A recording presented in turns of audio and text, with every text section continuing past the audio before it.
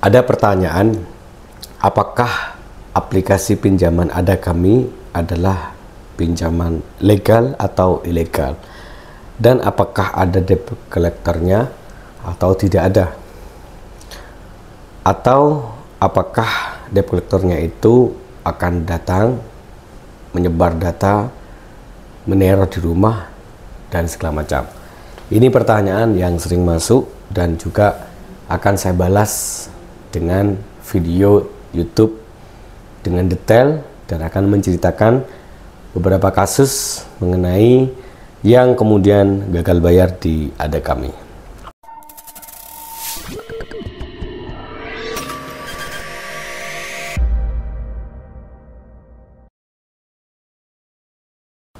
Baik, sebelum dilanjutkan, saya ingin mengenalkan diri.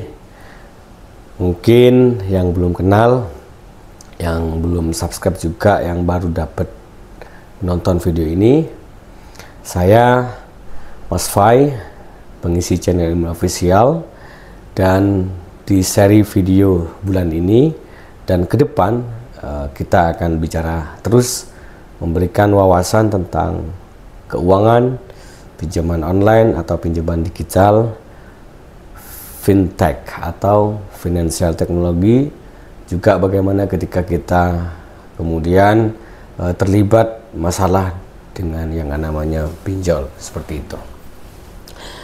Baik, kita akan lanjutkan. Sebelumnya salam hormat ya, dan semoga video saya ini bermanfaat. Seperti yang sudah beberapa hari kontak saya, dia menyampaikan bahwa setelah saya nonton video ini, saya akhirnya tidak panik lagi dan tidak akan melakukan gali lubang dan tutup lubang. Saya secara pribadi sangat bersyukur. Bagi Anda yang merasa bermanfaat menonton video ini, silakan Anda bantu subscribe, di-share, kemudian juga di-like. Barangkali teman-teman di sana lagi membutuhkan pencerahan, jangan sampai mereka melakukan tindakan yang melukai diri sendiri, apalagi sampai membunuh diri ya. Itu semoga dihindari.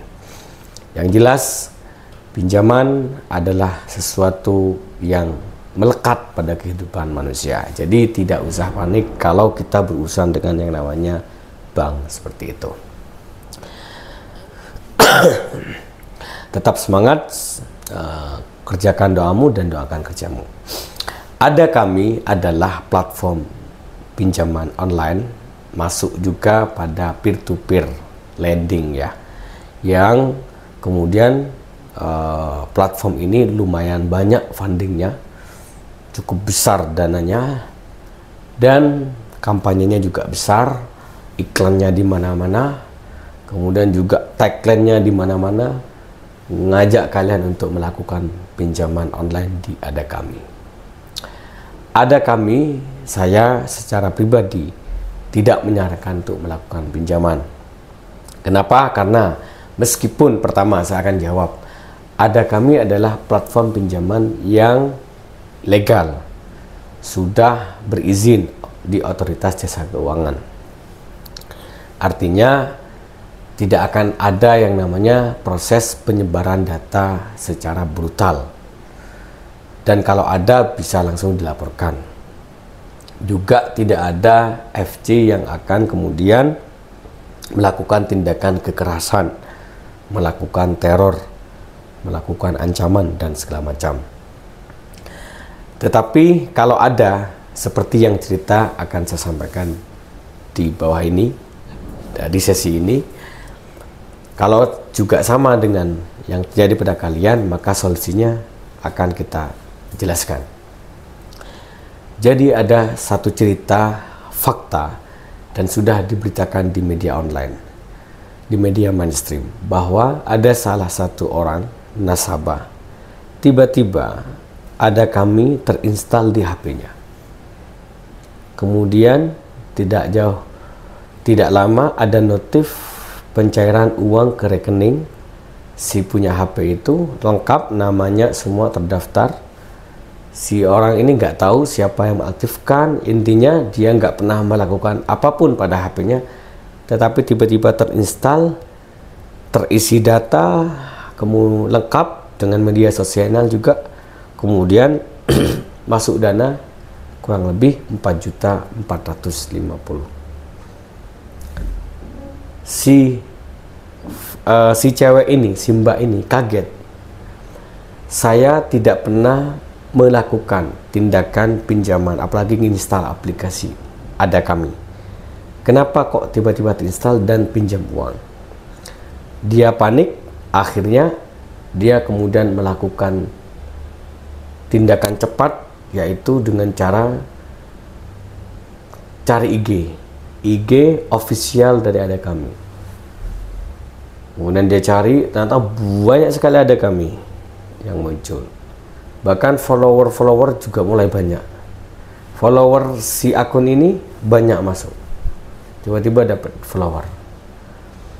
Tak lama kemudian, karena mungkin dianggap respon yang mana dijawab saat ngecek IG, dia sampaikan bahwa saya tidak pernah melakukan tindakan pinjaman. Kenapa terjadi pinjaman?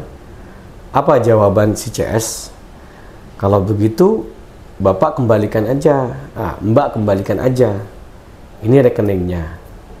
Tanpa sadar, si Mbak ini kemudian transfer uang 4.450.000 dengan dia berpikir bahwa mengembalikan uang tadi adalah tindakan di mana dia akan aman. Lama berselang, dia sadar bahwa dia sudah tertipu. Karena panik juga, kemudian dia terus melakukan tindakan CS. Ya begitulah jawaban CS.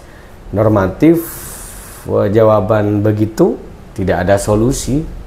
Bahwa akhirnya silakan Mbak bayar aja.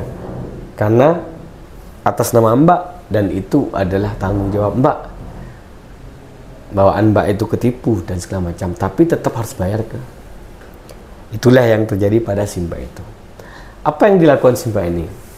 Untungnya Mbak ini adalah orang yang smart, ya, tipikal smart.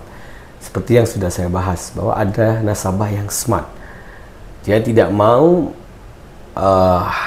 dibodohi lagi, meskipun tindakannya sudah ceroboh sebelumnya. Sebetulnya itu dia tidak mau bayar. Dia menganggap uang sudah dikembalikan, dan dia anggap dia tidak melakukan apa sama sekali. Hanya yang dia lakukan adalah hanya menceritakan, melaporkan ke OJK. Nah, kira-kira tindakan seperti ini apakah boleh? Jawaban saya pertama, secara hukum mbaknya ini adalah korban. Yang namanya korban, ya dia tentu adalah orang yang dirugikan. Karena itu dia tidak mau rugi lagi. Sehingga tindakan galbay adalah keputusan yang cepat. Biar nanti urusan hakim yang akan mengadili. Dia sudah nggak peduli dan tidak takut dengan teror, telepon dan segala macam. Akhirnya dia pasrah, smart aja. Udah, aku nggak mau bayar. Nah, ini tindakan yang tepat. Jangan sampai terjadi pada cerita yang lain yang pernah curhat ke saya. Dia ceritanya begini. Si Mbak ini, Mbak juga ini perempuan juga. Dia keteleder, artinya bukan korban terinstall otomatis, tapi memang dia install sendiri, dia pinjam sendiri di Shopee Pay. Kemudian dia gagal bayar, dia panik, kemudian dia scroll TikTok. Tiba-tiba muncul yang namanya jasa backup korban pinjol,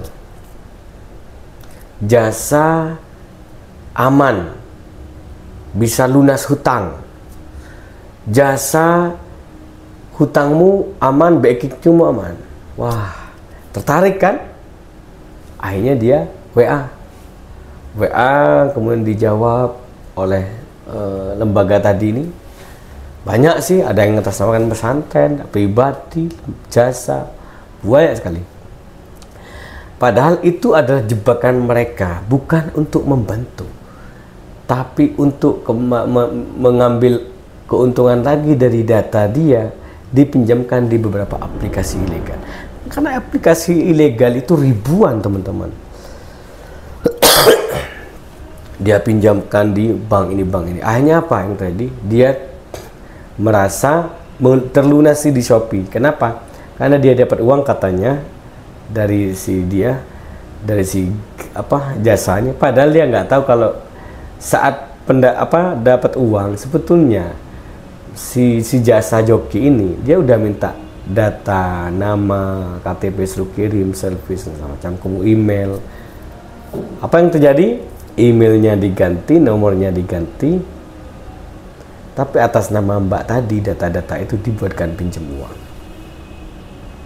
Akhirnya jadi korban dan stres, hampir mau bunuh diri. Nah, begitulah penipuan yang terjadi di era ini, teman-teman. Jadi solusi kalau kalian terjebak dengan pinjaman, ada kami yang akan kita bahas di sekarang ini. Kalau memang benar-benar gagal bayar, tidak mampu, jangan maksa untuk pinjam utang lagi untuk bayar. Itu solusi pertama. Tidak boleh hutang untuk bayar hutang.